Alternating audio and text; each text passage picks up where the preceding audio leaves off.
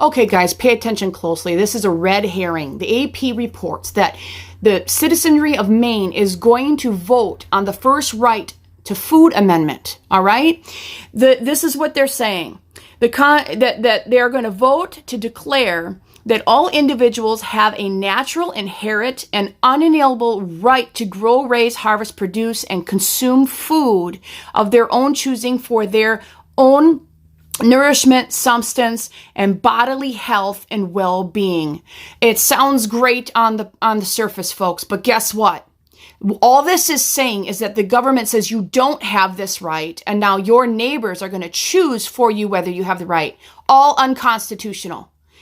Go on, that this amendment would assure the right to grow vegetables, raise livestock, in an era when corporatization threatens the local ownership of food and food supply. Now that is an absolute fact. Corporations are our biggest enemy. Corporations in bed with government, as a matter of fact, are our biggest enemy to agriculture and self-sufficiency as far as it comes for you producing for your family, either in the country or in a village.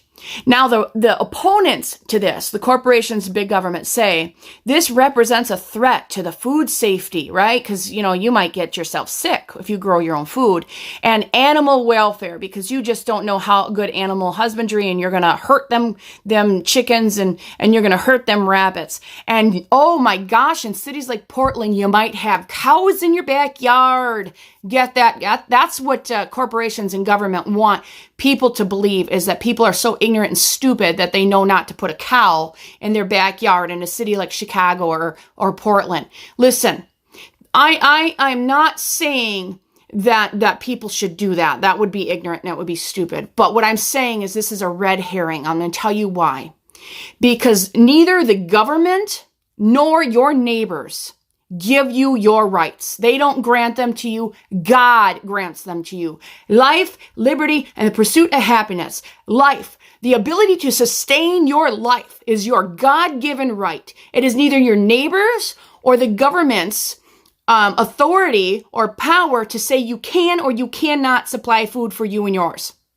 So understand, when we have votes like this, that you are participating in an act that gives your rights and your liberty over to the masses.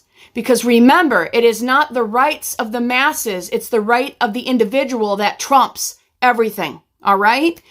So understand, while this looks good on the surface, it's a red herring. It's a red herring for your neighbors to have power over you, the corporations and the government to have power over you.